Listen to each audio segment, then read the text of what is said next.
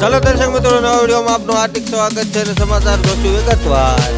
ભરૂચ જિલ્લાના નેત્રંગ ખાતે દડિયાપાડાના આમ આદમી પાર્ટીના ધારાસભ્ય સૈતર વસાવાની આગેવાની હેઠળ વિશ્વ આદિવાસી દિવસની ભવ્ય ઉજવણી કરવામાં આવી હતી.